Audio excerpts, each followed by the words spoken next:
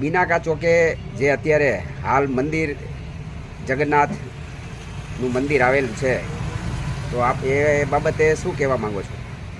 બિનાકા ચોકમાં જે જગન્નાથ મંદિર છે એ 200 વર્ષ જૂનું મંદિર છે અને એ જગ્યા ગાયકવાડે એ મંદિરના પૂજારીને તાંબાના પતરા ઉપર લખીને આપી છે.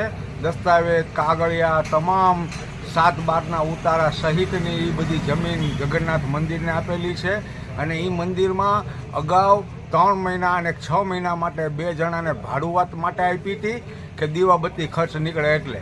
અત્યારે મંદિરને જગ્યાની જરૂર પડી છે તો એ મંદિરની જગ્યા જે દુકાનવાળાને જર્જિત નગરપાલિકાએ નોટિસ આપી મંદિરને કે તમારું આખું બિલ્ડિંગ મંદિર સહિત જર્જિત છે તો તમે એને ઉતારી લ્યો. એટલે અમે એની નોટિસની સામે અમે દુકાનવાળાને નોટિસ આપી કે ભાઈ અમને નગરપાલિકાવાળાએ નોટિસ આપી છે જર્જિત